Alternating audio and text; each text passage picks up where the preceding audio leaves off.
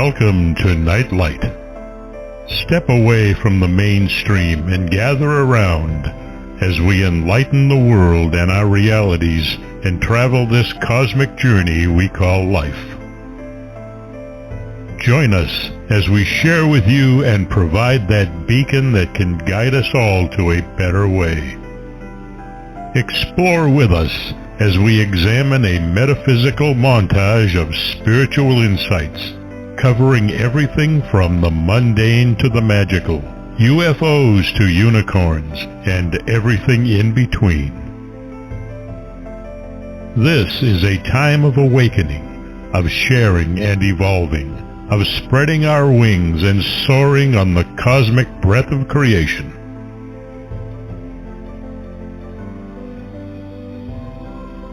Come and join with other light-minded spirits as we weave our lights together to seek understanding, enlightenment, and with a little luck, some wisdom. This is Nightlight, a reminder that you are never alone.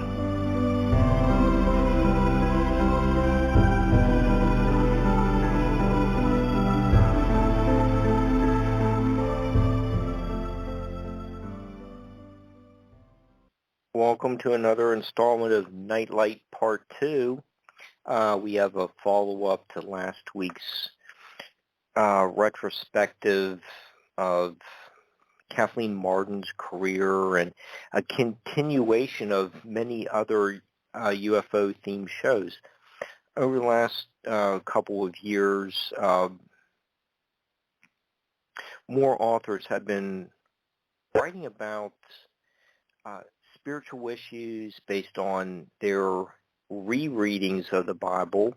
Many of their books are new looks at mysterious passages or scenes, characters in the Old and New Testaments.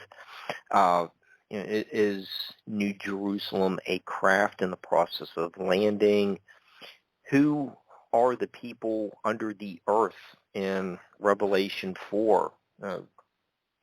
Are they still there? How was the author of Isaiah presaging NASA photos and made Columbus's flat earth theory look ridiculous? The Bible even has scenes of the zombie apocalypse that are as creepy as the locally filmed Night of the Living Dead and, the TV show Walking Dead. So we have a lot of fun with this topic tonight and learn a lot as well. Ken Goudtsward is our guest tonight. He's the author of UFOs in the Bible and Magic in the Bible. He is also a publisher, and you can visit his website by going to Dimensionfold.com. And he is bringing a perspective from British Columbia. Hi, Ken. How are you? Hey, Mark. It's good to be here. I'm doing well, thank you. Good. And and how? I just realized. How do people watch your podcast? Oh, yeah. Just go to Dimensionfold.com, and there's a link right on the front page there to my YouTube channel. I'm currently in the process of getting those episodes converted into a podcast format as well. But currently, it's not quite ready, but it'll be on the same place. Everything's linked from there. Okay, cool. Yeah, I'm sorry. I just realized I forgot to write that in the intro. But I truly enjoyed your UFOs in the Bible.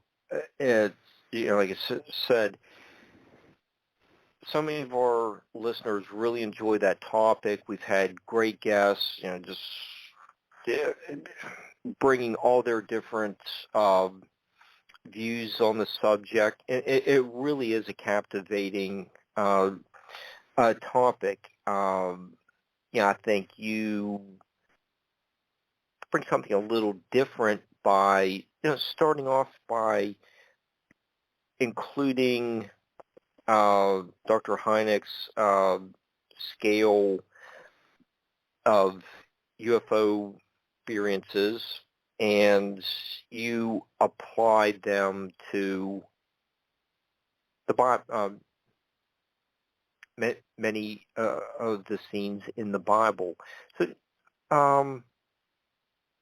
let's get into maybe what there are four kinds. Let's define those and look at Sure.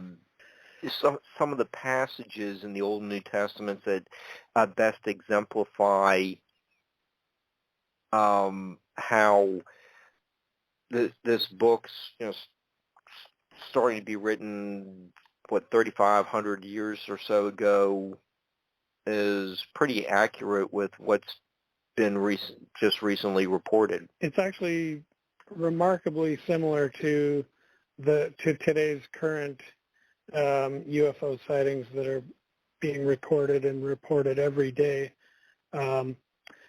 Even you would think that with today's technology we would be able to prove this once and for all, but it remains difficult to get really good video evidence, or even photographs are hard to come by. I'm lurking on a lot of UFO Facebook pages and whatnot, where people are sharing a lot of their experiences and their photos, and it's still really difficult to say with any certainty, hey, this is incontrovertible evidence right here. There's some that are pretty good, but what is interesting is that when people do report having a close encounter, so that's the real difference, is that a lot of the sightings, or the hey, I saw something weird, or kind of those kinds of stories, a lot of the times it's really it seems to be a light in the sky, and without a lot of definition, or it might be too far away to tell how big it is or anything like that. But there is a much smaller percentage of UFO witnesses who have what we call a close encounter. And so that is where it is something a lot closer and larger and more well-defined in terms of being able to get a good physical description of a craft and its movement and its size and its dimensions and its shape. And not only that, but also its occupants in some cases. And that exact scenario has been playing out for thousands of years, because we can trace it certainly back to the time of Moses and the Exodus, and with a little bit, maybe a little bit weaker evidence farther back to the time of Abraham. So that puts us back to around 1800 BC, or possibly earlier, as we don't really know. We don't have a super solid timeline in terms of the biblical events, assuming they were historical, which I will give them credit for that, for at least for most of these things. But yeah, when we have these close encounters, Alan J. Hynek developed the scale, which is now called the Hynek scale. And he, at the time when he did that, he was working for the U.S. government, specifically the U.S. Army, and they hired him to, ostensibly to investigate, but really to debunk most of the stories that people were telling about their experiences. So even though Hynek himself was somewhat of a skeptic at first when he began this job, which is probably what helped him get the job in the first place. But he didn't remain a skeptic for long because the evidence that he was hearing about and frankly seeing, because they had photographs and things like that, and actual physical evidence that they were sometimes able to obtain. And so he became convinced that that UFOs are real, firstly, and that the excuses that he was told to give didn't add up, and yet he was in many cases compelled to lie about what he had seen and make up these basically explanations saying it was, a weather balloon or swamp gas, or some of the cover stories are absolutely ridiculous. But in any case, Hynek basically, because he came from a scientific background, and so rather than just writing a whole bunch of pages of notes, he began to categorize them. And so the first way that he determined to break them down would be essentially, if it wasn't a close encounter, he wasn't interested because there really wasn't enough. He can't do anything with that kind of data. So the reports that he began to gather were all close encounters, which by his definition is that the craft is within 500 feet of the witness. So as you can imagine, from that distance, you can usually get a pretty good look at something. So what he began to do was the first, so he made 4 kinds. He just called them kinds. Those are his categories. And the first kind is basically there's a physical object here, and it's generally flying, or sometimes in some cases they were coming out of the ocean, or coming basically aquatic, but some kind of unknown craft. And the second kind, so each of these different kinds is sort of like builds on each of the previous ones. So the second kind is where there's some kind of craft, but the difference here is that there is physical evidence left behind. And so it could be a case where a craft came and landed and singed the grass, or, cut off tree branches or something like that. So that's his second kind. And that also includes incidents where there were strange physical evidence, yet the actual craft itself was not seen. So that would be your crop circles and things like that. Even though we don't know for sure if crop circles have anything to do with UFOs, there seems to be possibly a correlation. And if it is, then that would fall under the second kind, because we're looking primarily at the physical evidence. The third kind is where there is a craft witnessed, and aboard the craft or associated with the craft in some way, either coming in or going out or seen alongside, is some kind of living entity. And generally these tend to be some kind of humanoid aliens, so ETs. And then the fourth kind is where there is either communication or physical contact between the alien and the witness. So that includes your alien abductions. And basically, if a craft comes down and you hear a loud voice speaking in your head, that would be a fourth kind. So I've decided to use the same criteria in terms of categorizing the biblical accounts. And one of the reasons I wanted to do that was because when you start out, I didn't want to jump into the deep end head first, right? So I kind of wanted to, when I was writing the book, I was not convinced at all either way. And it was really an investigation on my part to see if any of these claims had any merit whatsoever, because I had heard people like von Daniken and other authors who were basically saying, yeah, there's UFOs in the Bible. And I'm like, well, is there really? Because, I mean, I've been going to church for a long time, and I've never heard that. So yeah, I've had people question, where'd you read that? Okay, yes, I'll go to this exactly. passage. And that's a really great question that I want to come back to, because that is kind of really, in some ways, the critical question is, if this is in the Bible, why don't we see it in there? And there are several. It's a complex question with several layers going on there. So I do want to come back to that. Okay. But okay, so in terms of these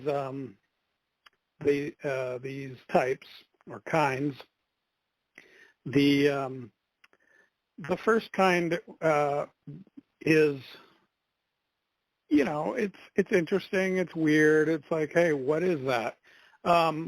But I think that there's still a little bit of flexibility and leeway in our mental capacity to go, okay, well, I mean, that was weird, but whatever, right? So to me, it seemed like a little bit of a safer place to start.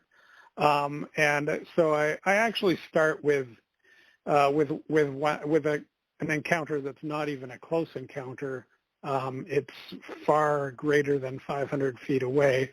And so that's one of the more famous examples in the Bible, that because we actually hear about this one every year in the wintertime, very close to winter solstice. And that, of course, is the story of the three wise men and the Star of Bethlehem. And it's been pointed out by numerous people that the Star of Bethlehem is very strange. It's not a star, and it's not a comet.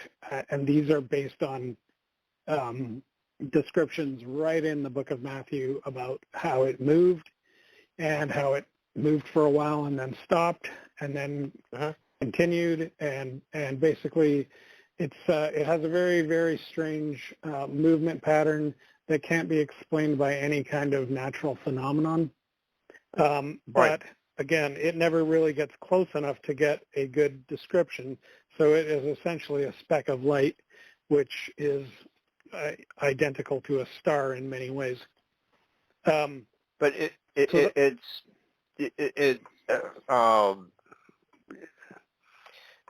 procession across the sky does not follow any astrophysics.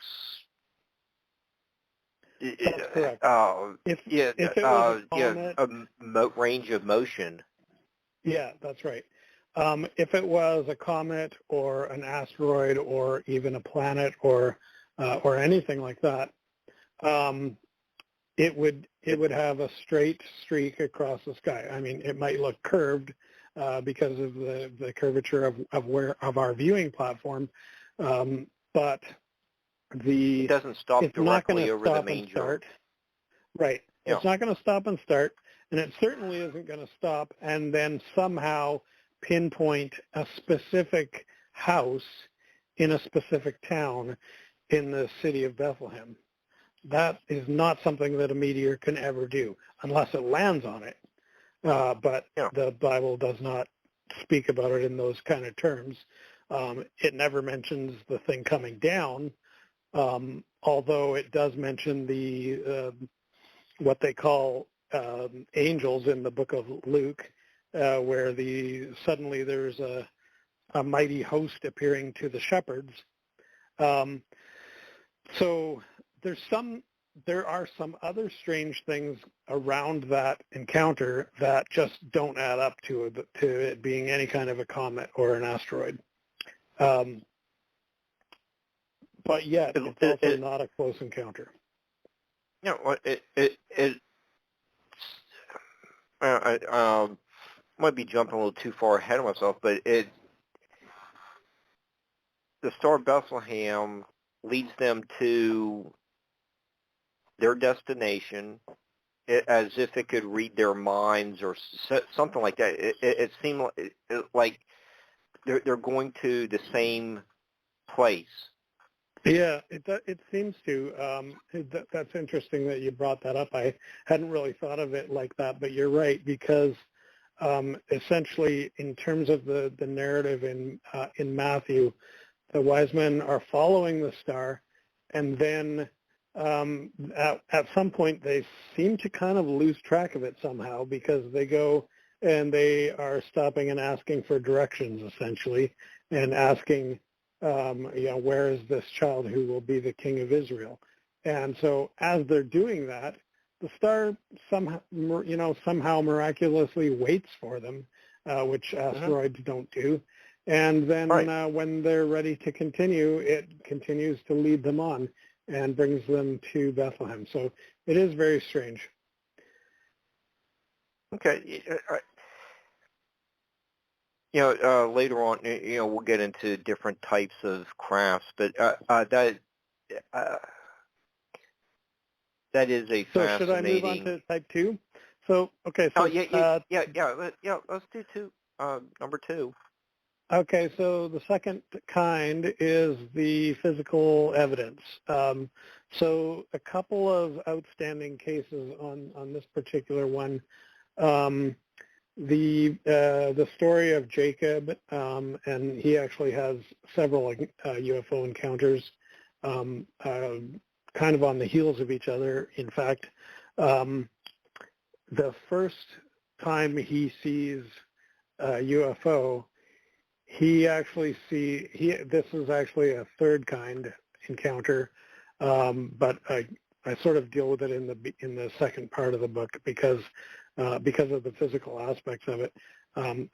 His first encounter is he sees a multitude, or he calls it an army, of what in most Bible translations they call it an army of angels. But it's important to remember that anytime you see the word angel in the Old Testament, that is a mistranslation. The Hebrew language does not contain a word for angel. So what they do have is they have words that describe a person's job.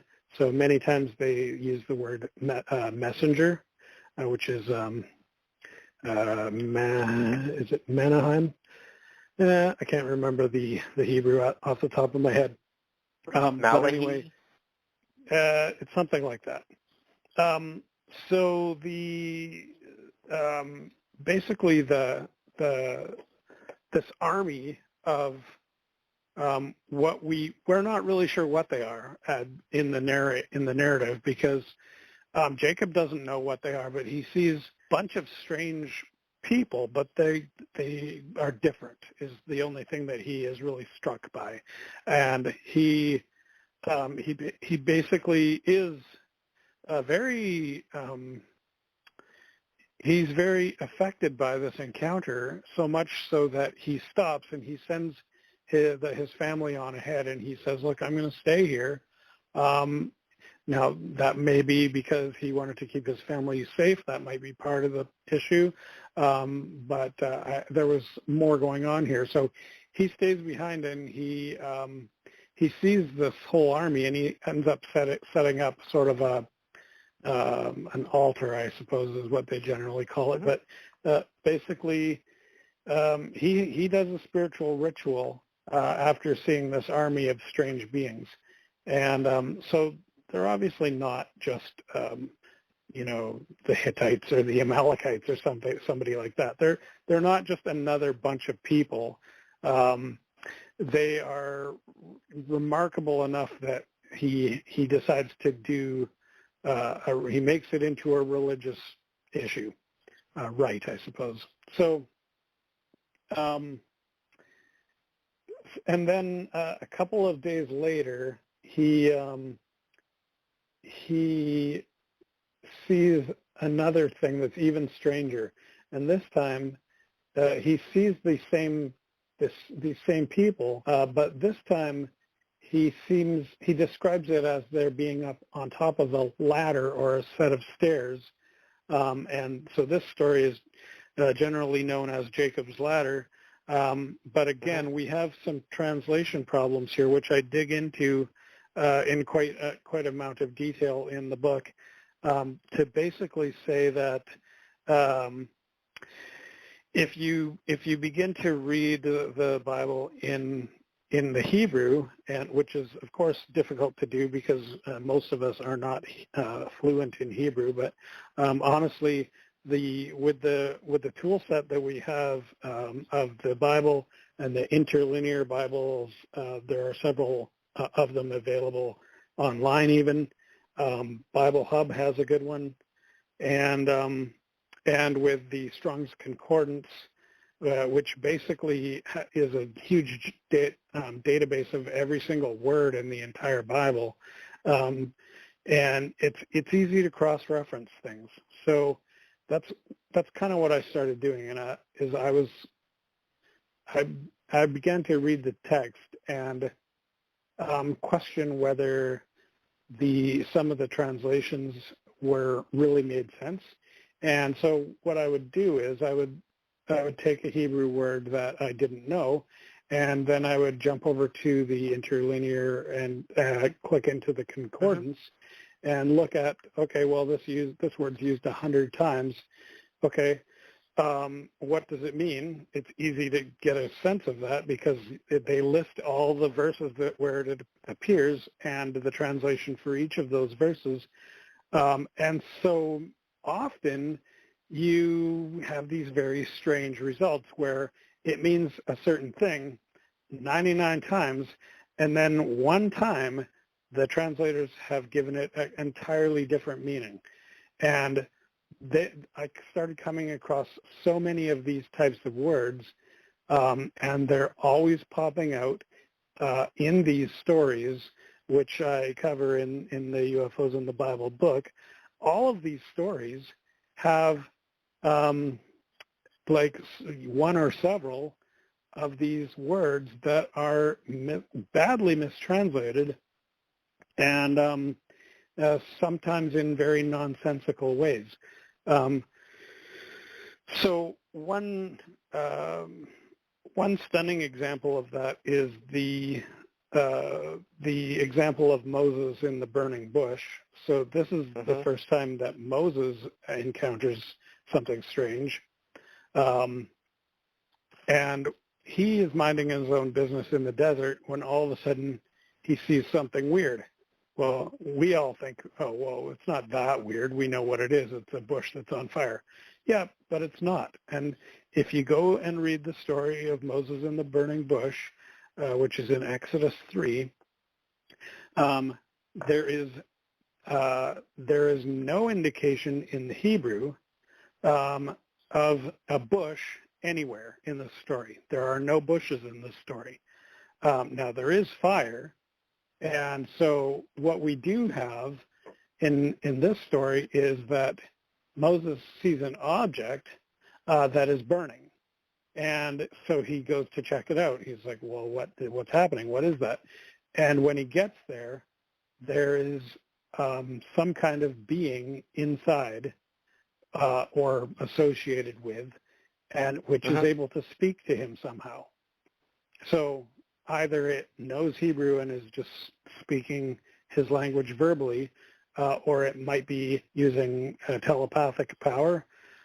We're not sure. The way the Bible story reads, it kind of sounds like telepathy.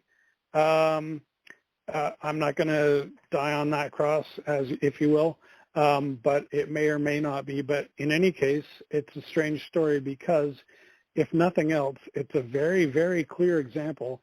Because if you go into Exodus 3 in the interlinear Bible and click on the word Hasana, which is the word that we are translating as bush, you will see that word pops up, and it says, oh, this is the only place in the Bible where this word appears. Okay, well, I guess maybe they're right. How do we know? Well, they're not right, and here's how we know. the Bible does not only talk about a bush once. There's bushes mentioned in the Bible dozens of times. And every there's a lot time, of vegetation. Yeah, mentioned. there's trees, there's bushes, there's many of them are listed by different name. You've got myrtle wood, you've got pines, you've got cedars, a bunch of different flowers. There's tons of the botany in the Bible. And the fact that none of the references in the Bible to anything resembling a bush are the word hasana says to me the hasana is not a bush. On top of that, there are some metallic seeming kind of descriptions in there. So let's just put that in, kind of put a pin in that, and then as we come to some of the other examples, there isn't really a single verse in the Bible that you can read and go, oh yeah, see, that's totally a UFO. Because this is the problem. The Bible is not supposed to be read verse by verse. Like, this is what we're so accustomed to, is picking out a single verse and expecting some grand notion to speak to us. No, would you do that with any book? Like, pick up the nearest book to you and read a verse. What kind of deep meaning can you get out of that?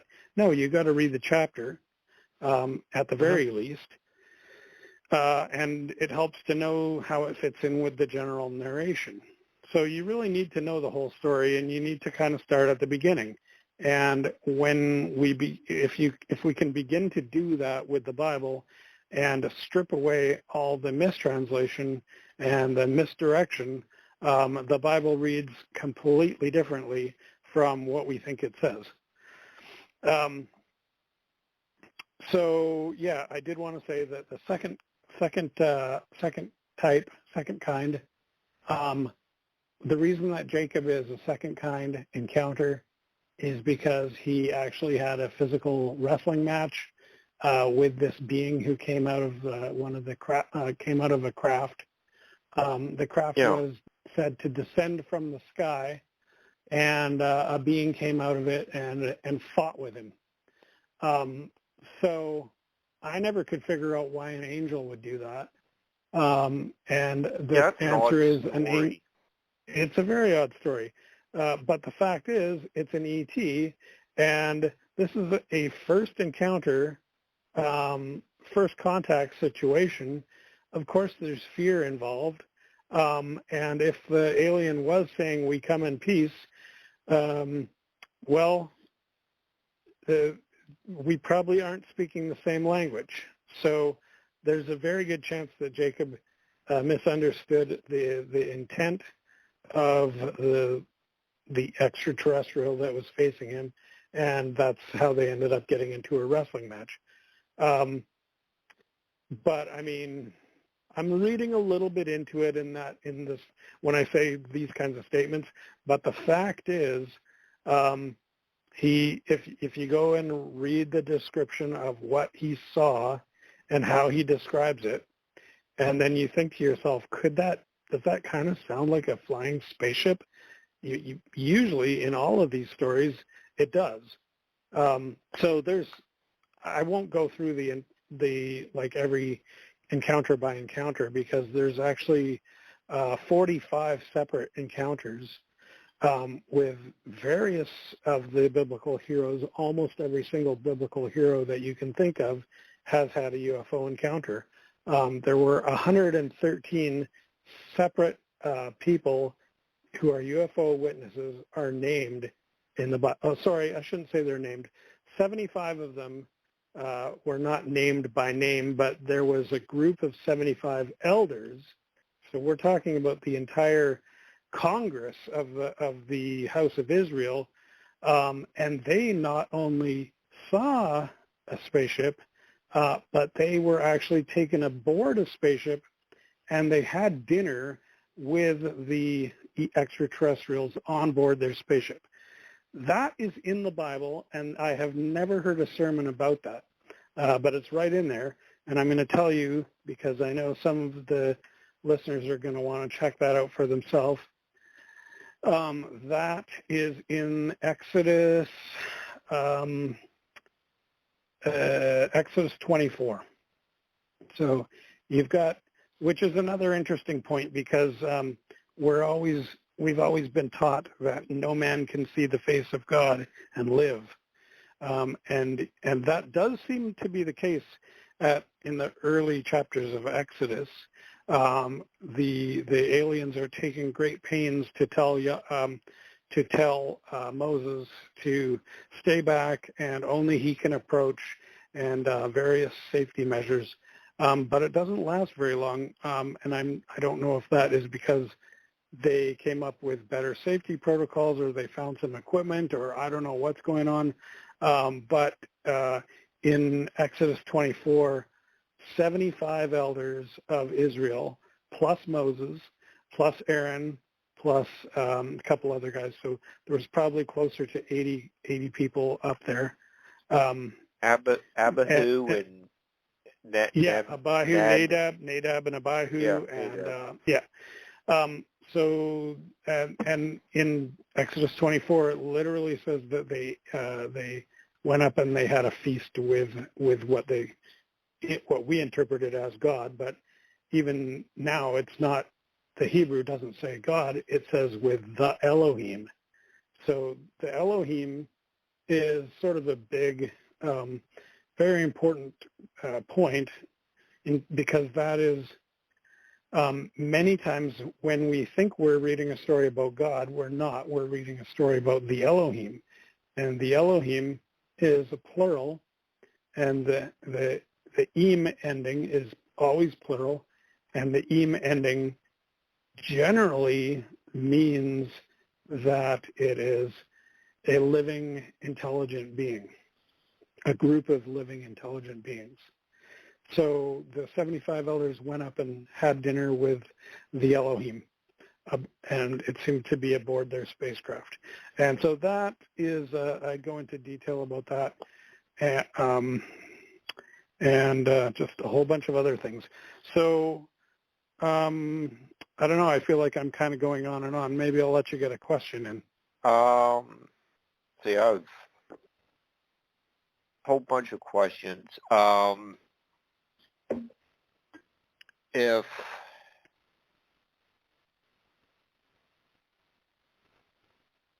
the you said army, like the Jacob's ladder, you have all these people going up and down the ladders. That's like one of those examples where is the craft actually described? Are they going into something? It just seems like they're going up ladders. But it seems like a tractor beam the ladder, to me. Yeah, where does it end? Yeah, so let me see. I just pulled up the book. Let me see if I can give you a very specific example, but let's see here. Essentially, it definitely sounds like a ship of some kind, but we are still lacking a little bit of detail. He does not, Jacob doesn't give us like as many details as we do get when it comes to Moses, Isaiah, and Ezekiel. Now those guys are giving us some really solid, meaty details where they're talking about metal, they're talking about shapes, they're talking about movement. They seem to be talking about flashing lights, maybe with some kind of like encoded lighting system. With Jacob, we're not given quite that much detail, but it is very interesting because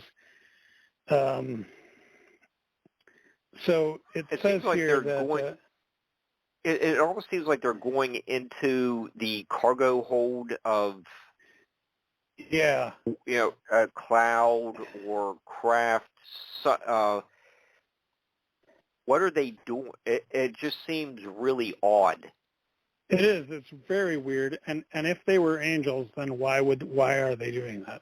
There's no reason given. So, but when you consider the previous encounter where there was that whole army there, maybe they're just simply disembarking. It makes more sense that there was an army of aliens that had camped out there. Maybe, I don't know, it is a little bit weird how he notices they're there.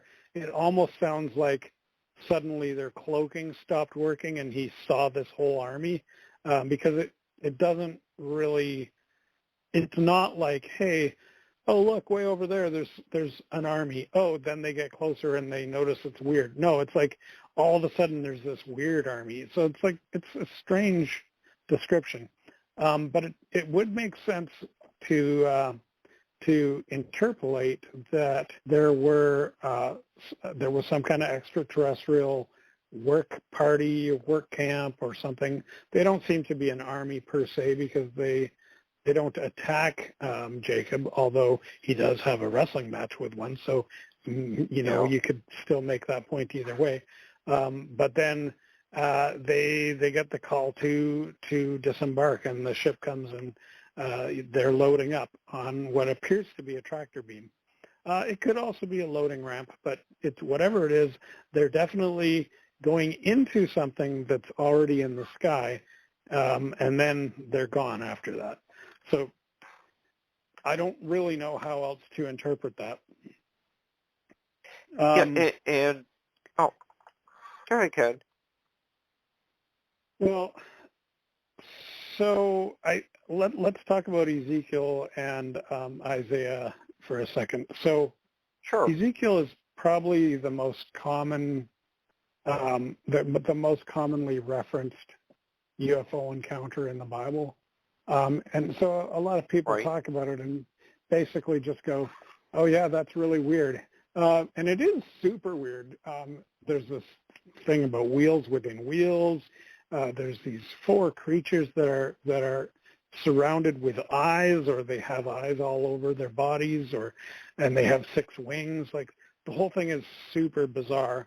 And there's actually some really funny YouTube videos about how what that actually looks like. And so like with some interesting animated or, paintings or whatever as to what these creatures would look like. And they certainly don't look angelic, like in terms of heavenly beings. They look, if anything, they look like some kind of insane demon. Like they're weird looking. So the weird part about it, though, is like if you just read Ezekiel's commentary or Ezekiel's story, he's telling us what he saw, and if you just read it in our normal Bible, it really makes no sense. Like, and people have been struggling with it for 2,000 years. Well, for more than that, probably. Because this goes back to about 600 BC. So I don't know if Ezekiel. Well, Ezekiel didn't know what he was looking at when he wrote it, but he had several encounters, and as you begin to read about his later encounters, they actually start to make a little bit more sense. Not to us, because we're still reading it in this language of angels and with these spiritual context, but it is making more sense to Ezekiel himself, and you can tell because in his first encounter, all he can really say is, "Whoa, this is this crazy! Like, look," and he just sort of describes. But by his third or fourth encounter, he's kind of moved on, and he's like actually using he's actually equating some of these strange things that he previously described, and he's now using different words for them. And these are words that in his time were part of their religious culture and the lingo around that. So he didn't realize it at the time because he lived in Babylon. And you have to recall also that the Hebrews were not allowed to do any kind of graphic arts. So under the Mosaic law, the second commandment is that you're not allowed to make paintings or sculptures or any kind of visual design, which is a super weird law. But so I'm not going to get into the motivation for that. It's kind of still pure speculation at this point, but I am kind of looking into a little bit around that. But if you consider that that's just the way it is, and it was like that since the time of Moses to the time of Ezekiel during the Babylonian captivity, which is about 700 years later. So this religion has become very established at this point. And oddly, when they built the temple in Jerusalem, what did they do? They actually created what appears to be, at least in the standard reading of the Bible, is that when Solomon built the temple, he created all these sculptures and this beautiful tapestries with designs on them and all these intricate pictures. Mm-hmm. And among these are what were called the cherubim, which there's that im suffix again, so it's a plural and it's a intelligent being. But it's so there's already this sort of this concept beginning to develop. It's still nothing like our modern concept of what we think an angel is, but it's starting to go along that road. So keep in mind that the cherub is also part of the Ark of the Covenant, which was basically the blueprint for the Ark of the Covenant was given to Moses at Mount Sinai right after they had that big dinner with the 75 leaders and the extraterrestrials on the spaceship. So Moses comes away with that, with these plans for a whole bunch of stuff that Yahweh tells them to build. Now, so here's another character. Yahweh is a very important character, and we think of Yahweh as God, which is, I'm not saying is wrong, but it's maybe a little bit of a different flavor of what we think God is today. But it's important to notice that Moses had two completely separate things happening. He was having dinner with the Elohim, and he received information from Yahweh. Yahweh is separate from the Elohim. We equate them, but they're not. That's totally wrong. Yahweh is not the Elohim, although it's possible that Yahweh is one of the Elohim, and I think there's actually a lot of evidence for that. But to say that the Elohim equals Yahweh is exactly the same as saying people equals Mark Eddy. No, I mean, Mark Eddy is one person. So right. I'm not going to give you credit for all my work. Sorry, Mark.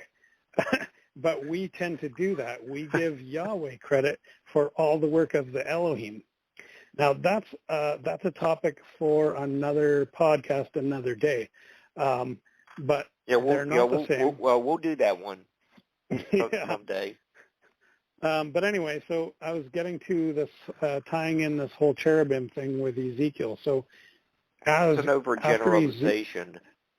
Well, so this is where it gets really strange, is because at first, Ezekiel sees some weird shit going down, and there's lights in the sky, and there's metal objects floating around, and there's smoke, and there's fire, and there's these strange intelligences, and they seem to be speaking to him.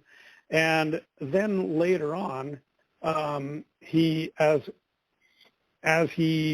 is, he's had some time to think about what's going on, and he's had a couple more encounters in between. So later on in the book, in I believe it's chapter 11 of the book of Ezekiel, he now has an actual abduction experience, and the spaceship lifts him up again, and it sounds very much like a tractor beam. It says that the top of his hair, like what it literally says is a hand grabbed him by the top of the head, which the hand of Yahweh, or I believe, was it the Elohim? That's a good question. Was it the hand of the Elohim or the hand of Yahweh? But something grabbed him and forcibly pulled him up into the sky by the head. So it's not like he's standing on a platform and it's lifting him up. He's getting sucked up like a tractor beam, and he suddenly finds himself in Jerusalem. Now, Jerusalem is hundreds of miles away from Babylon, where he was a second ago. So how does this work? Did they have teleportation, or was it like the same type of navigational type of abilities that we see in some of these new videos that the Pentagon has released lately, like the Tic Tac, or these other videos where these objects appear to just have phenomenal speed. Or almost like Star Trek technology, with the beam me up Scotty thing. Almost, but it doesn't exactly sound like he doesn't talk about. Like, it's weird that it's got this part about being lifted up, whereas if it was a beaming or even just a normal teleportation, there's no point in lifting somebody up before you teleport them. Just teleport them from where they are. So there's something strange happening there. But what I was trying to get at was now Ezekiel is in Jerusalem, in the temple, and not only in the temple, but he is told by, again, we can't tell if this is a telepathic voice or if someone is speaking from the craft or what's happening. But he is told to walk through the temple. He's told how, kind of given navigational instructions, and he is told to walk right into the very Holy of Holies, which is where the Ark of the Covenant lives. And in that holy space where no one is allowed to go, and no photography is allowed, and no one has ever drawn a picture of it, of the Ark of the Covenant, because they're not allowed, then once he sees that, his language around the description of the flying craft suddenly changes. Now he begins to use the terminology of the cherubim and equating that to the flying craft. So now he says the cherubim lifted up, and the sound of the cherubim's wings was like thunder. And he talks about fire, and he talks about somebody taking hot coals, and it sounds like they're either putting fuel rods in or like stoking a fire or something. Like there's this much more of a machine-like quality to his to the description of this encounter, even though there are other certain elements of it which are consistent. So he's now still talking about four creatures with 4 eyes and 6 wings, but he talks about them in a different way that makes us really question, because now he knows what a cherubim is, because he saw the cherubim that was part of the Ark of the Covenant. So that, to me, is a huge clue. And so I go into a fair bit of detail in terms of digging into what that might mean and how that kind of breaks down in terms of Ezekiel's own experience. And then we see a very similar thing happens with Isaiah, and I'm not going to really go into detail about Isaiah right now, but it's a lot of parallels between Ezekiel and Isaiah. Well, in the opening of the book of Ezekiel, talk about 4 faces, and each had 4 wings, and 2 covered up their bodies. I wonder if that kind of sounds like the insectoid types, and you just described that the cherubim. You also get the seraphim. So are there a variety of different races of ETs? There does seem to be, and I basically am barely scratching the surface of that question in this book, but that's a lot of the current research that I'm doing is, and it turns out that there's actually dozens of these, they're intelligent people that are groups of intelligent people because they end in "im," but they are sort of described in very strange ways, and I'm digging into that in the book of Genesis and the book of Job, which has a huge amount of details on that, and so that'll be covered in my next book. But in terms of Ezekiel's descriptions, there are certainly several of them there. And that you mentioned the seraphim and the cherubim. The seraphim is a strange one because the word seraph actually means snake. So it's pretty much on the surface in terms of what these things are. They're the snake people. Like, you don't have to really do much interpretation there. It's literally in the words. So, and there's snake people who fly, and they're described as having wings. So a snake with wings, maybe it's a dragon. And so what does that tell you? I don't know, but it opens up a lot of doors in terms of all these other like possible ideas that, many people talk about reptilians. And I Michael, don't know. And Michael's probably shown you the different types of, the Nordics and the reptilians that he encountered. On last week's show, Kathleen Barden was talking about the different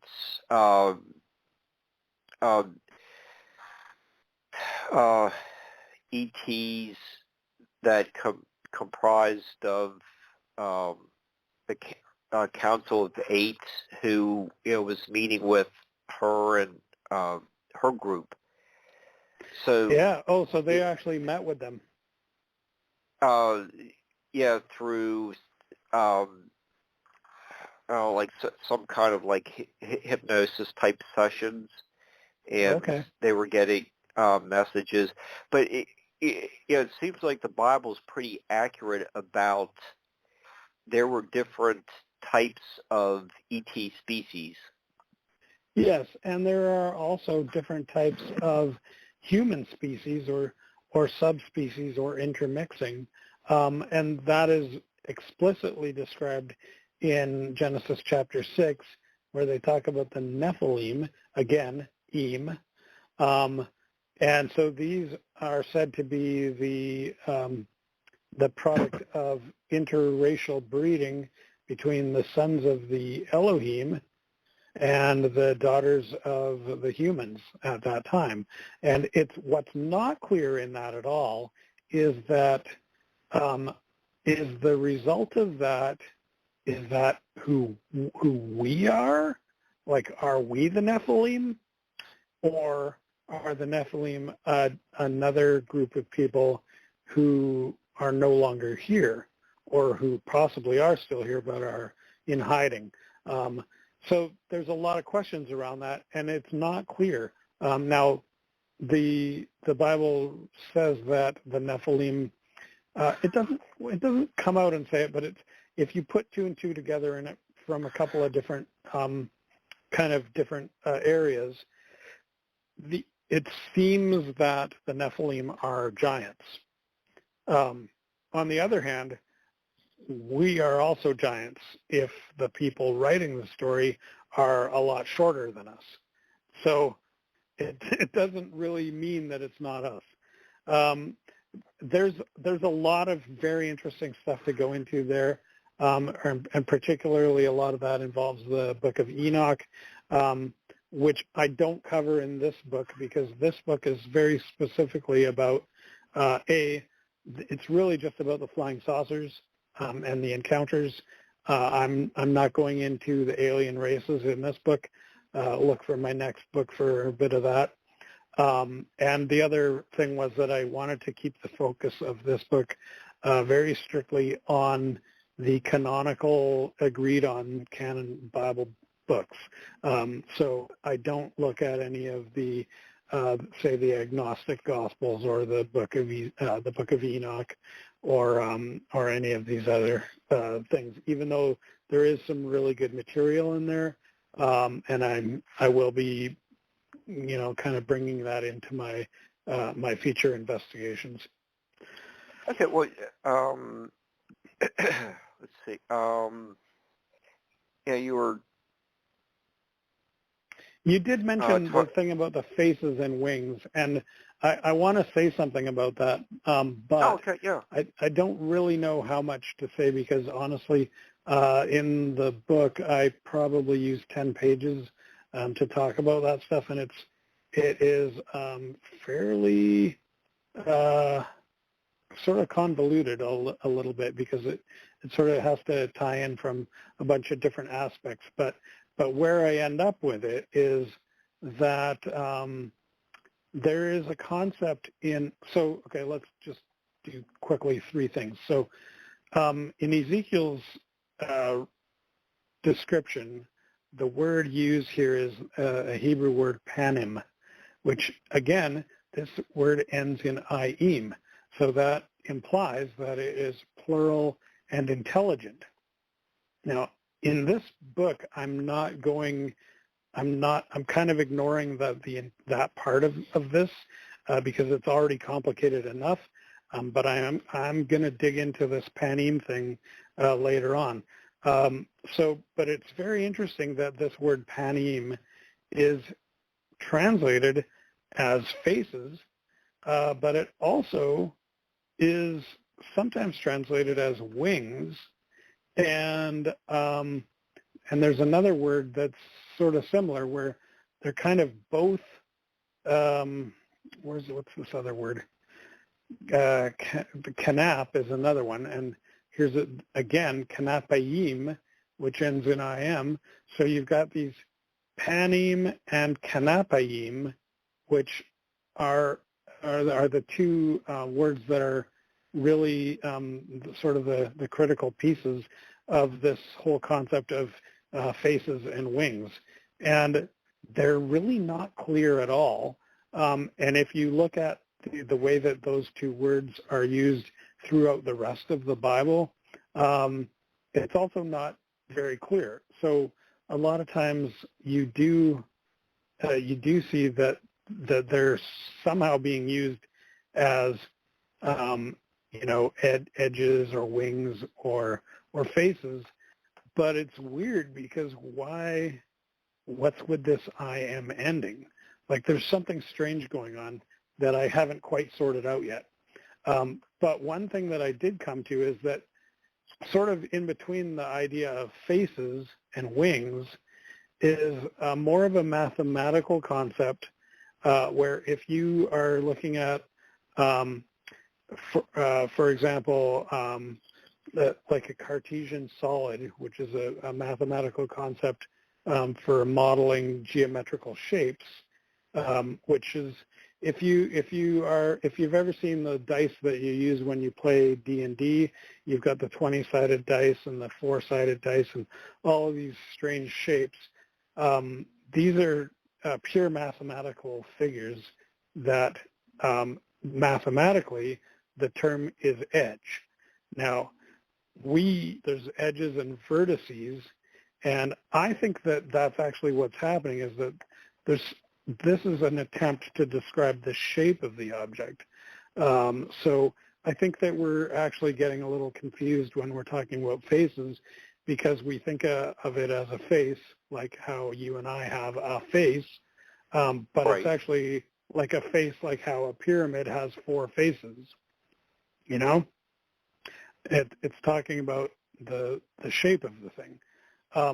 So again, I can't prove that, but there is certainly a lot of evidence for it, and it gets even stranger when you consider that for hundreds of years there was a secret sect in Judaism called the Merkaba mysticism concept, or what I guess cult, I suppose, or whatever you would call them. Okay. And basically, their whole thing was that they were really intrigued by these verses that we're investigating from Ezekiel and from Isaiah and from some of the work from the Psalms, where King David writes a lot of songs about what he calls the cherubim, which is again another beam, but they have this boiled into this concept, and this whole cult is the fact that these are some kind of machine that you can ride on. So they essentially call them a chariot, because, you know, if we were talking about some kind of transportation, we're going to simplify it and call it a car, or, you know, whatever. That's all they're doing, is by saying the chariots of the gods, or they're saying the chariot of Yahweh, or the chariot of the Elohim. And this was a really big deal for them. And there's a lot of their symbolism is a picture that you'll see actually if you go to my Dimensionfold website, because I'm using this as the sort of the logo for the YouTube channel, and it's this. You'll see this yellow geometric shape that looks like 2 triangles on top of each other, but it's 3-dimensional. So what you have here is 4 faces that face each other, and that. So I go into quite a bit of detail in the book, which I won't try to. I don't think it'll make sense if I try to talk about it, but I'll talk you through it in the book.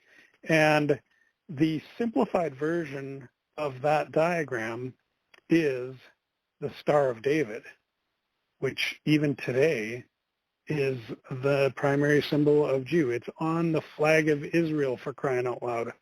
So Right. why is this so important? Somebody sometime had a UFO encounter. It lasted for thousands of years and has integrated itself right into the very heartbeat of the nation of Israel and the culture of Judaism. It's quite fascinating. So there's definitely something here.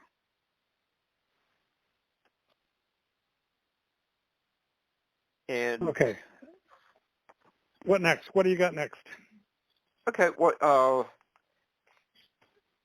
you're talking about all, you know, the canonical books are what you're focusing on, and theme that runs throughout both testaments, or books of the Bible,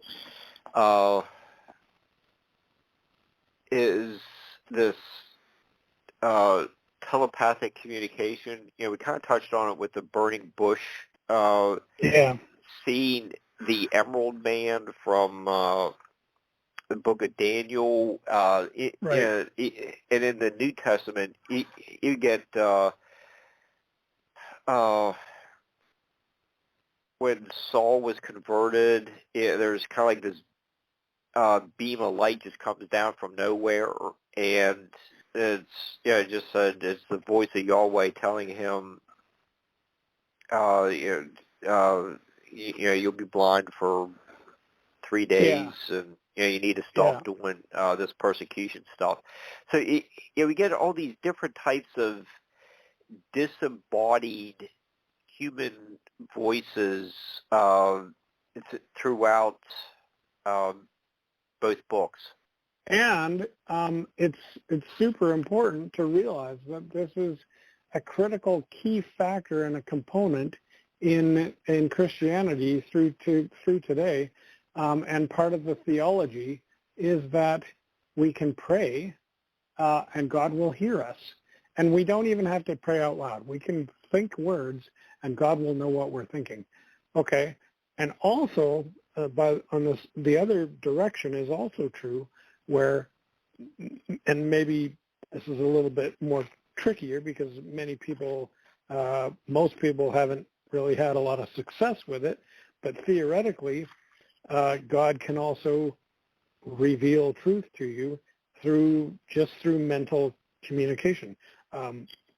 Personally, I think that I've experienced that many times. But it's very interesting that we are admonished to pray. I think it would be pretty accurate to say that a traditional Christian is encouraged to pray daily. So essentially, it's this very interesting concept that we won't use the word telepathy, and if you bring it up, we might get offended or freaked out or think it's of the devil or something, but it's baked into the orthodoxy of the Christian church and the theology, in that God is able to do this. This is one of the things that is possible and that God can do, does do, and wants us to do. So I think to overlook that and to say, well, yeah, there's no evidence for telepathy. Well, if there's no evidence for telepathy, why are we being encouraged to use telepathy daily? Clearly there's evidence for it. And so many of the stories in the Bible, even with a very traditional reading, are absolutely 100% exactly the same as telepathy. They just don't use that word.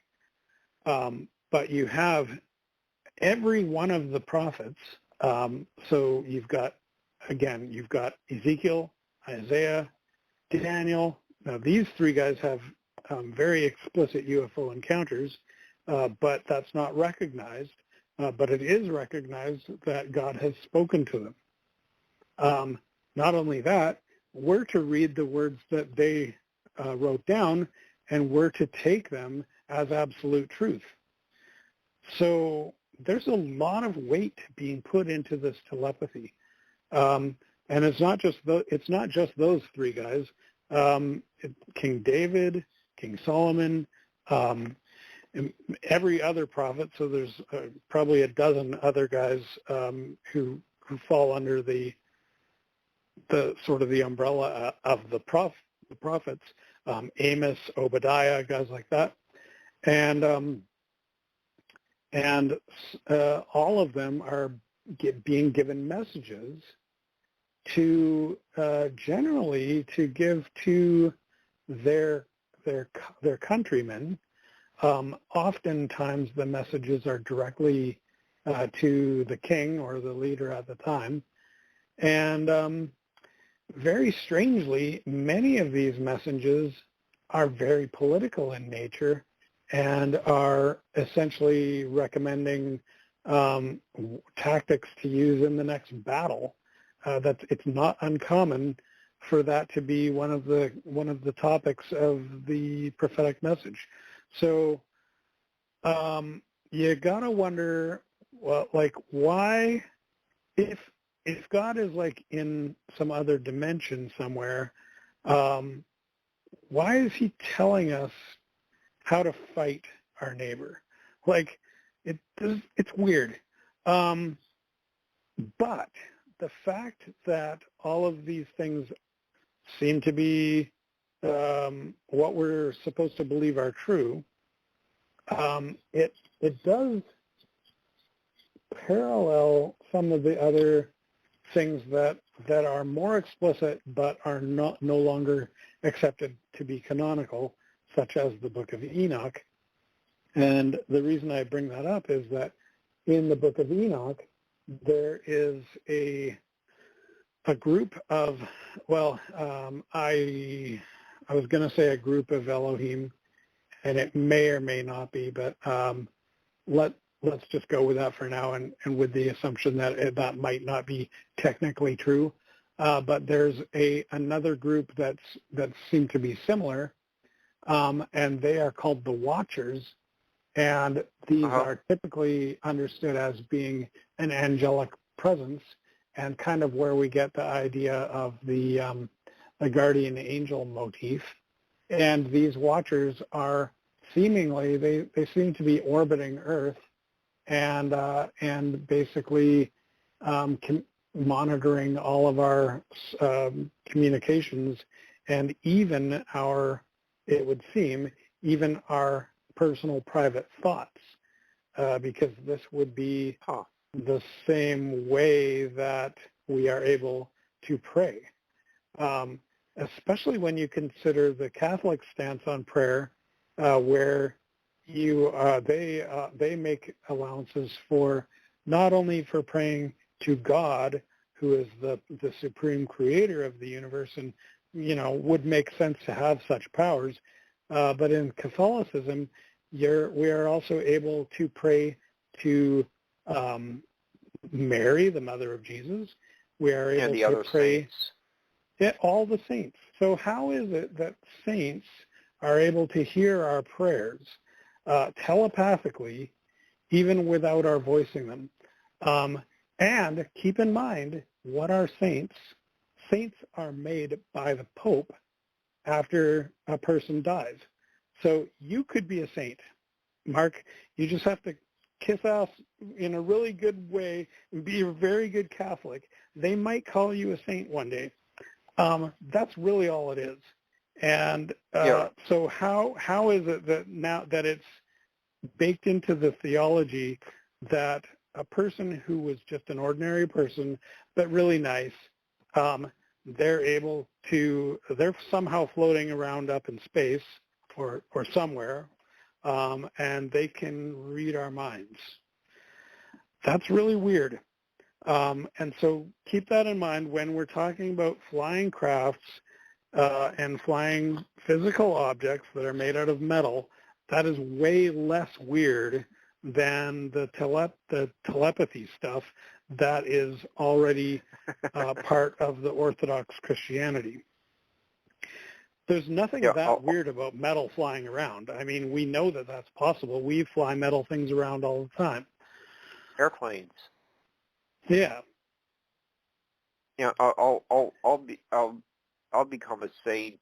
Around 37, 97 when Nostradamus predicted the world will end. So that's right. Not too many people will know about that one.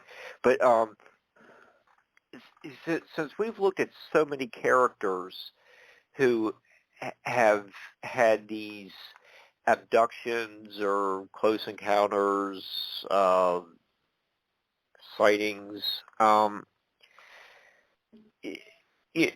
do you find that, with Michael Carter's initiation book and all the different stages of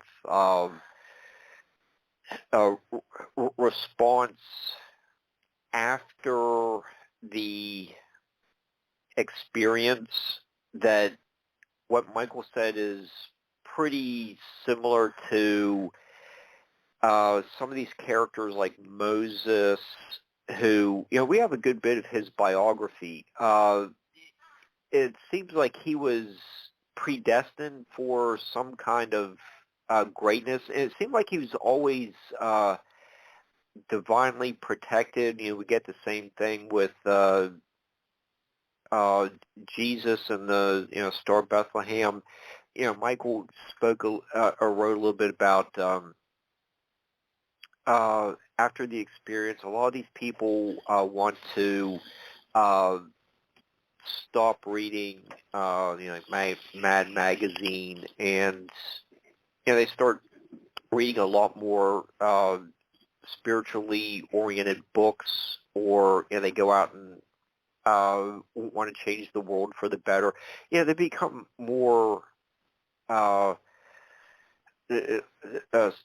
have more of a spiritual mission in life after the event. Obviously, Moses would be like that.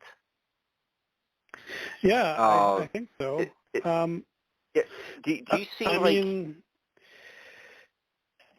that's definitely the case with Ezekiel, for example. So the first thing we hear from Ezekiel, he's just like, we don't know anything about the man until suddenly he tells us about this crazy UFO that he just saw, and it gives him a message. From then on, he then continues to be an experiencer, and he continues to get these telepathic messages, which he continues to write down and to deliver. And it actually, in the case of Ezekiel, it propels him into a public life, a ministry, where he's told to tell his countrymen about their, some certain political aspects about their current situation in captivity in Babylon.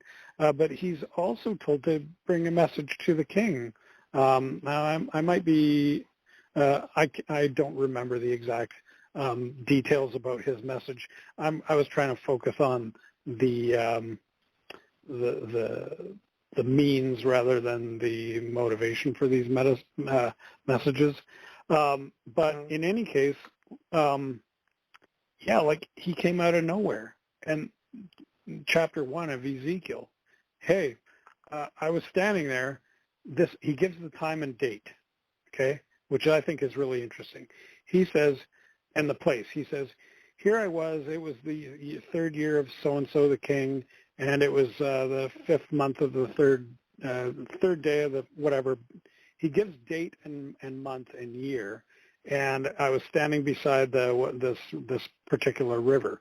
So it's very much a historical, this happened to me at a certain day at a certain time, and I have to tell you guys about this. It's crazy, and it really is. Like, if you read Ezekiel 1, it's crazy. Like, his stuff doesn't start to make sense until, well, really, it never makes any sense unless you read my book. But so it's like a weird thing happened to this guy. Exactly.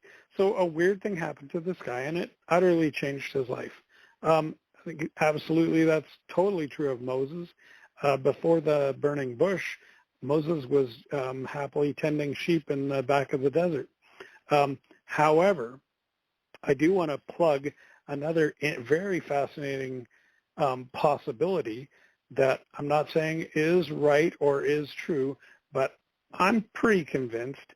And there's this book by Jonathan Perrin called Moses Restored, where he makes the case, and he's not the first person to say this, but he is the person who's saying it with so much detail and evidence that you can actually really ask yourself whether this could possibly be true, is this book, Moses Restored. And Jonathan Perrin is basically saying it looks a lot like Moses might have been the Egyptian pharaoh Akhenaten, who was in power for about a year and then turfed out of the country.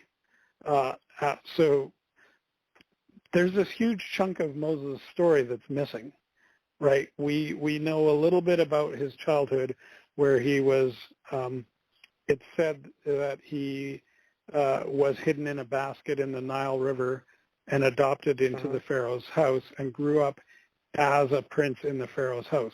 Well, what does that mean? If he grew up in the house of Pharaoh, Pharaoh was the top of the pile, the richest man on earth, the most powerful man on earth. And he had access to the best education and the best that money can buy in all senses. And he was definitely well educated as an Egyptian magician, which I talk about in my other book, Magic in the Bible. And and so then suddenly he knows all this stuff and is like, literally Moses would have been like one of the smartest men in the world, because he was among a very small handful of people who were educated in that court, in the court of Pharaoh.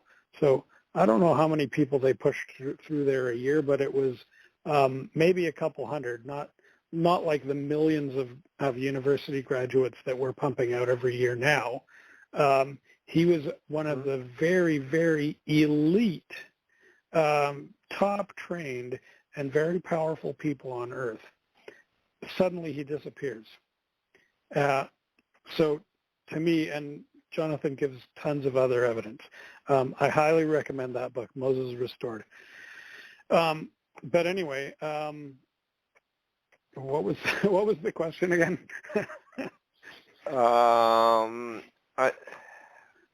Life-changing. For sure, it was life-changing. Yeah. And the same is true. I mean, Michael, we've both talked to Michael Carter, and he tells us about extraterrestrials showing up in his bedroom while he's sleeping, which is, to me, is like mind-blowing, right? It was mind-blowing to him. And it took him years to process that before he could even tell anybody about it, and kind of start to come to grips with how does that fit into his philosophy?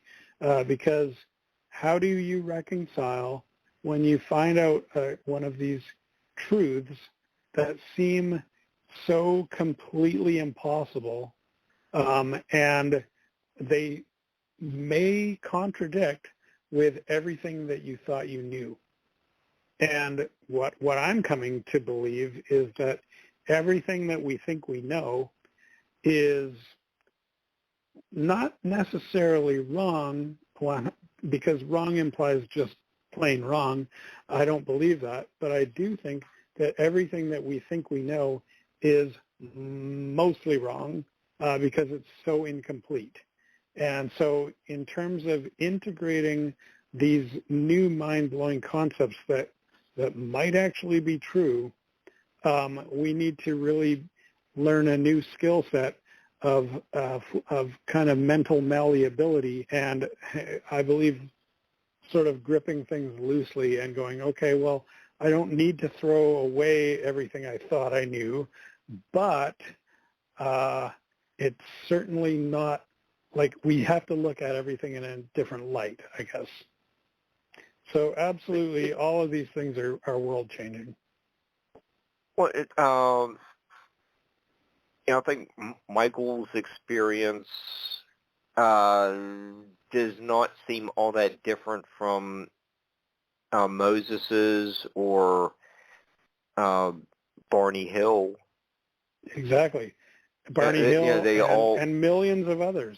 And there's so many people who are telling the same story, and they're beginning to now feel a little bit more comfortable. And we now have people, and thanks to, podcasters like yourself, who are really opening the door and saying, hey, look, we want to hear your story and we believe you.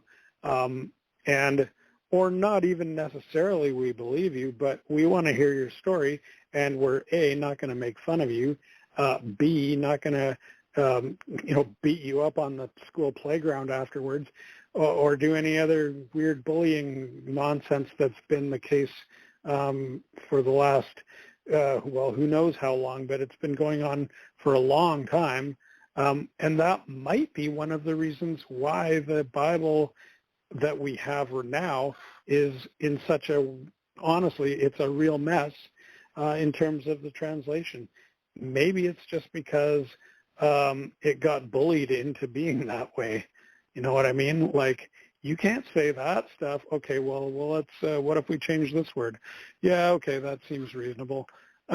Like, I don't know what's going on, but that it's either that or something worse, where now you might require some kind of conspiracy theory to explain how the truth is being suppressed. Is it actively being suppressed, or is it just because it's too weird and nobody knows what to do with it? And so it's sort of kind of progressively got buried. I don't know the answer to that. I do know that there's definitely some suppression. I mean, that's clear in just the history of the Bible that nobody's trying to hide. We all know that there were various councils with censors and people with big black markers and fire pits ready to burn certain sections of what was not going to be allowed in.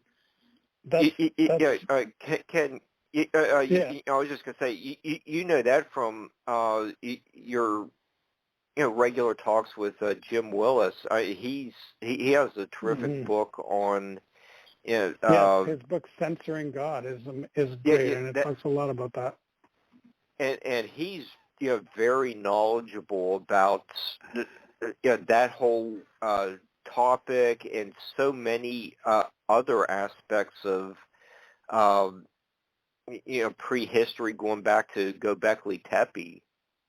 Yeah, so for sure. You're getting all that from regular conversations with him. He and Michael are some of the best. Make the most convincing cases on the lecture circuit now. I agree completely, and so as another plug for my YouTube channel, we have a series of several videos on there where Michael J.S. Carter and Jim Willis sit down with me, and we just talk about some of these very interesting ideas. And the Elohim is one of the things we talked about, and I don't even remember, but there's several videos on there, fascinating conversations. And I do hope to have more of those conversations with those two guys. But yeah, it's quite remarkable, really, when you think that we've come, I was going to say we've come all this far, but I don't know how far we've come. But it is interesting that as the years go by, we're allowed to talk about different things, or we're not allowed to talk about different things, and there's all of these different powers that affect and shape the culture that we find ourselves in, and this has been happening for thousands of years, maybe for millions of years. We don't know really how long humans have been wrestling with these concepts and been talking about this stuff. We know for sure it's, I think the most conservative estimates in terms of when did humans become modern is like 70,000 years, I think. Is that right? It's a long time. It's a long time. And now we know that the Neanderthals did not go extinct. The Denisovans did not go extinct. We are them. Their DNA is in us. So it blows up this whole concept of even what is a species. And we really have to rethink what is a human. Like, never mind the philosophical, what does it mean to be a human? I'm talking about biologically speaking, we cannot define a human the way that we used to define it. Because it used to be, as we were taught in school, we are Homo sapiens. There were these other hominids that were not us, and that some of them we may have descended from or evolved from. Well, that whole narrative is now becoming understood in a very different way, as we're now seeing that like between 50,000 and even up to as late as 20,000 years ago, there were these other people who we wouldn't recognize as human, at least we wouldn't have 10 years ago, and yet they were our mothers and fathers and aunties and uncles, like literally, not in a metaphorical sense, but they were literally, these two people groups would come and would interbreed, and we are them. So this really brings you back to the concept of the Nephilim again.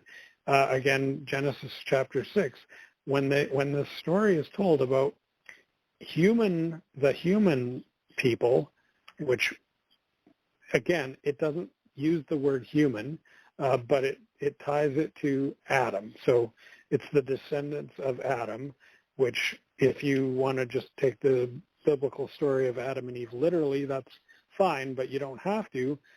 Essentially what we're saying is at some point there was a group of people that were somehow, genetically, I don't want to say genetically pure, even though there's a lot of biblical reason I could say that. But there were different genetic branches, and some of them appear to have come from outer space. So, yeah, what is a human? Wait. Well,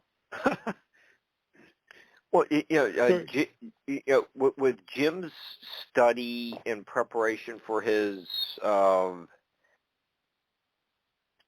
job of being a tour leader to Göbekli Tepe, he would be aware of the Denisovans and so, like one of the earliest man-made structures is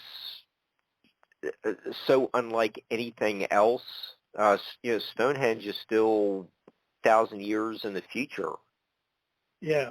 Now, okay, so I'm going to pick a bone with you here because okay. you just triggered me. So this is something that I find fascinating. Please don't have a meltdown. Well, we had no. we had one guest do that when I triggered her, but it won't be that bad, trust me. Okay. But I just want to say that I hear people who are interested in these kind of topics, and I'm lumping. Graham Hancock is actually the worst offender, and I blame him for making this a popular thing to say, because he said the oldest civilization, and he's referring to Göbekli Tepe as, okay, well, we used to think Sumerian was the oldest Sumer was the oldest. Well, now we know that Göbekli Tepe was earlier, so now that's the oldest. No, it's not the oldest. It's the oldest one that we've dug up. But is it even that? No, it isn't even that, because now, keep in mind, some of these claims are being hotly refuted. That doesn't mean they're wrong. It doesn't mean they're right either, but it doesn't mean they're wrong. But we have a lot of evidence from all around the world that goes back farther, and in some cases much farther back in time than Göbekli Tepe. So, for example, the Chinese, I'll say mythology, but I don't like some of the things that implies. But the Chinese stories include 18,000 years. Several different, several eras that are 18,000 years each, back to back. So that's at least, we're coming up on almost 40,000 years. And that's sort of the story that they're telling, their history, if you like. Now, you have to be careful because there's the words history and mythology are sort of misleading because, we think that, history is true and mythology is false. No, it's not that black and white. There's a little bit of an overlap. There's definitely an overlap. So we've got the Chinese saying, 40,000. We've got there's some evidence in the Egyptian culture for this concept of Zep-Tepe, which is like the olden times kind of thing. I'm just trying to see if I can find this yet. Yeah, was that like the first stage or something? Yeah, basically they're kind of the first stage thing, and theirs is again about actually almost 40,000 years ago. It's my calculation here is that Zep-Tepe would have started at 39,920 years ago. So that's about contemporary with the Chinese. Yeah, timeline. Exactly. So now let's look at Sumer. So in Sumer, Sumer we know is a real thing, and we gave them credit for being the oldest, and up until we found Göbekli Tepe. And so, if anybody has credit, and we should believe them, it's the Sumerians. And if we look at the Sumerian calendar, not their mythology, but their historical calendar of the Sumerian history, it goes back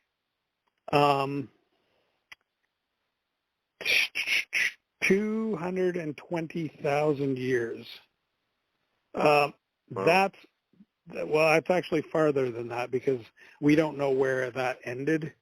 But there's a period of 220,000 years that is chronicled in the Sumerian king list, and that is up until a certain point that ended with some flood. We don't know if it's the same flood that they talk about in the Bible or not, or maybe it's the flood that is basically kind of tied to Göbekli Tepe with the whole Younger Dryas and all that stuff, where there was definitely massive flooding going on at the end of the so-called end of the Ice Age. Keep in mind we're actually still in that Ice Age, so the end of the Ice Age is in the future.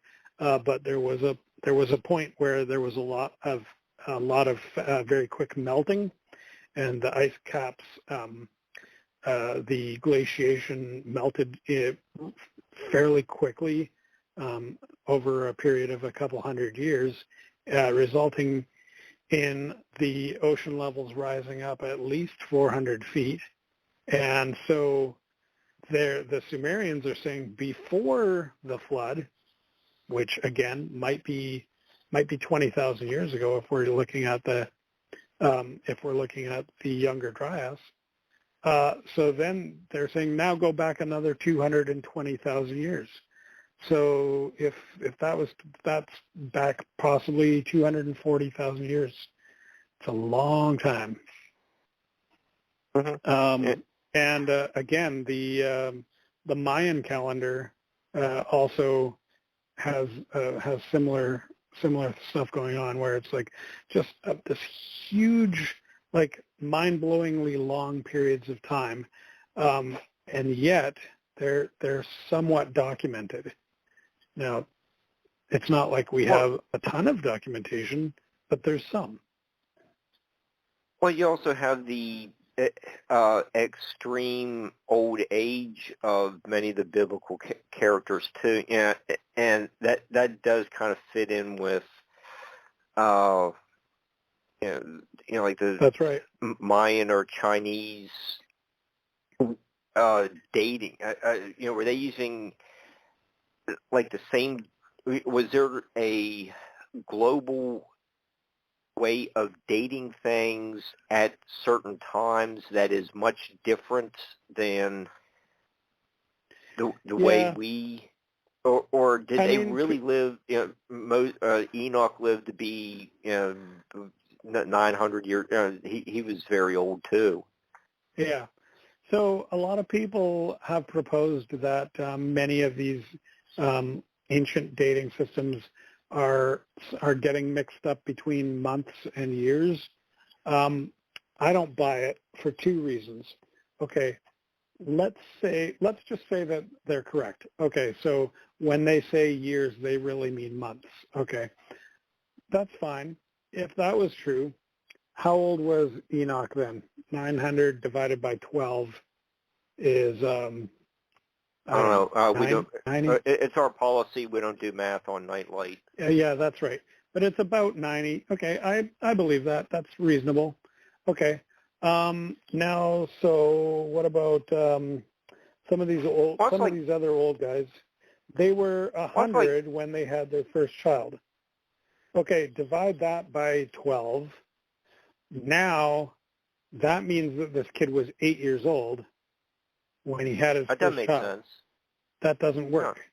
So that's the first reason where this whole months, not years thing is crap. It just doesn't work. The second reason is these people are either hunter-gatherers or agriculturalists. The year is vitally important to their survival, and they know damn well how the year is progressing. It's not like now where it's like, oh, Happy New Year, okay, tomorrow's another day. To them, it's life and death. They need to know what season it is, when it's time to plant, when it's time to hunt this type of animal, it's time to go over here. In fact, in the hunter-gatherer societies, and I say this because I literally know people whose fathers were hunter-gatherers in the northern parts of British Columbia, and it's a way of life that's dying off, but is actually not that far removed from what we think. And they were nomadic essentially. Not that they didn't have a place to live, but that they had multiple places to live, and it was always dependent on what time of year it was, because it was salmon season or berry season or hooligan season or grouse season, and you would go where the hunting took you, and those hunting conditions are only correct at a certain time of the year.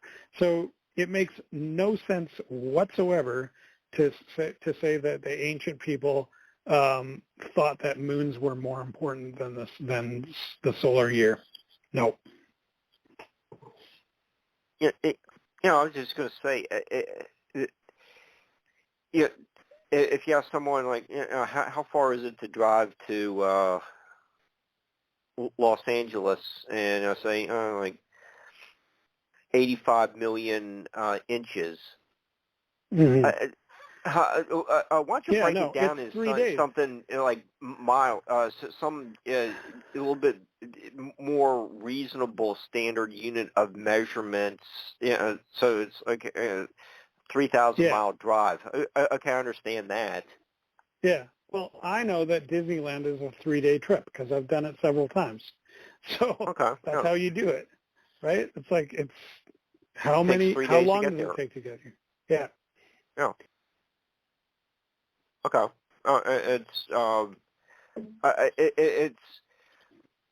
It's the concept of age in mainly the Old Testament. It is actually a pretty interesting topic. Someone has their first child at the age of 80 or something like that. It really does make you think. And your information, so many things we didn't get to, different passages. We could come back and do more about the Watchers later. The Ten Commandments and building some of the buildings. During all of Jesus's life, you get all these supernatural things going on, with the angel Gabriel arriving. He's baptized. You get this, like, all this stuff descending down towards the River Jordan or the earthquake and stuff.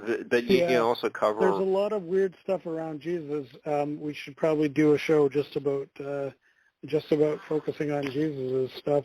And we should probably do a show about the, what was the other thing that I said we wanted to talk about? Moses and, we still have like 7 minutes or so. If you want, that's a really interesting topic too. Yeah. Okay, give me one more question, Mark.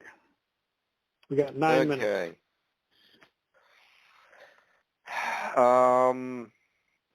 Okay, with we'll just give you a plug for your Moses book. So you have Moses growing up with the learning the Egyptian magic stuff, along with some of the Pharaoh's magicians, and they have the battle about which one has the more powerful. Basically boils down to God. So what does the magic show between the basically the two different religions reveal a time in Egyptian history? Yeah.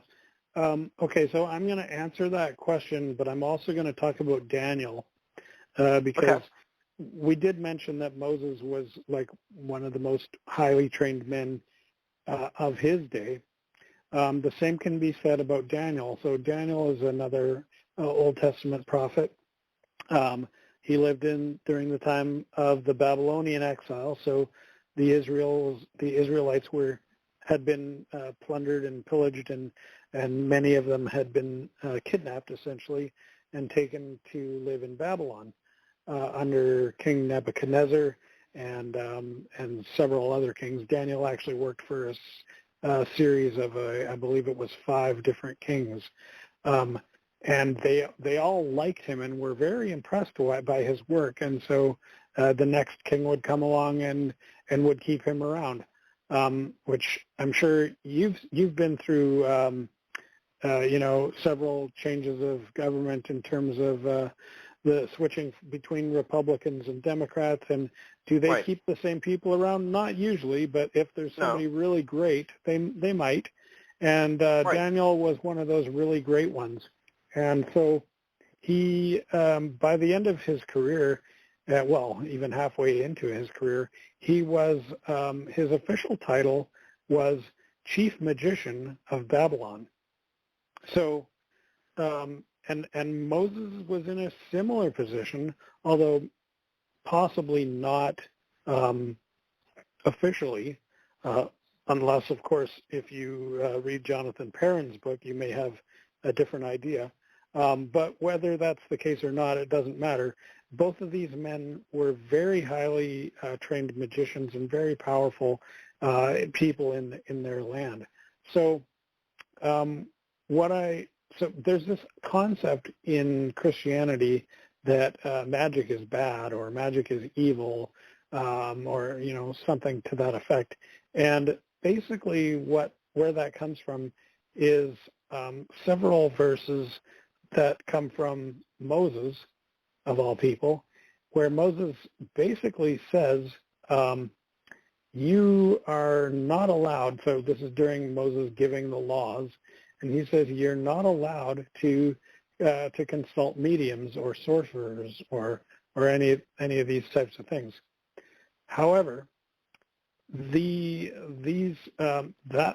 verses, when we read those verses, we're taking them out of the context in which Moses actually is saying, I am the prophet of the land. You need to come to me now. Don't go consult these other sorcerers. So what he's really saying is, don't go consulting other sorcerers. Come to me. I'm your sorcerer. And so I explore that quite good detail in my other book, Magic in the Bible. But it's even stranger with Daniel, because that's not really the case. At least with Moses, we had Yahweh come and basically essentially put Moses in charge.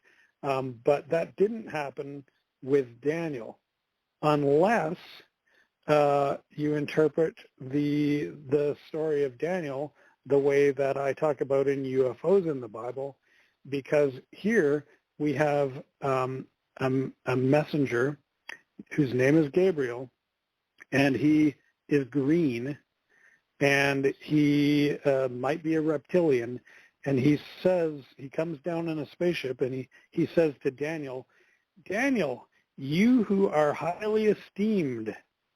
And then he starts talking to him. So it's a really weird story. Basically, if somebody is up there orbiting and they've been watching what's been going on Earth, and they know who the major players are. So Daniel's one of the people that they choose to come talk to. So, yeah, it just gets weirder and weirder the more you dig.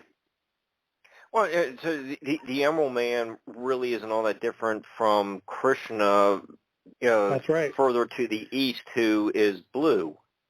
That's right. And also many of the Egyptian gods are depicted with green or blue skin. There's at least, I think, 6 or 7 of them that are often blue. It's, we're down about a couple minutes, unfortunately. I think we're going to have to pick this up on another show. I think you gave the listeners a great show, something to think about, really, some new insights into ancient history. And I think a lot of our listeners really tune into that, shows like this, because they really want to learn, and I think it's just a really insightful and fun talk tonight. We'll have to do this again. So, can you give us your website again? And we're kind of almost out of time by the time we get finished. Anything else you want to plug?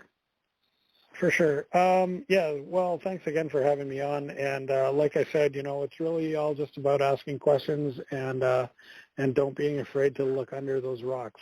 So my website, again, is Dimensionfold.com. You'll see some information about my 3 nonfiction books, Magic in the Bible, UFOs in the Bible, and the Enuma Elish, the original text with brief commentary, which is based on the Sumerian mythology. I'm using my air quotes here. And I've also actually got a couple of novels. If you like dark comedy that involves crime and death and other hilarious things, you can check those out on there as well. Okay. Well, I think we'll have to continue this another time, hopefully soon. I'll see everyone in a couple weeks, and Ken will be in touch. And thanks, Barbara, for producing the show. And have a great week, everyone.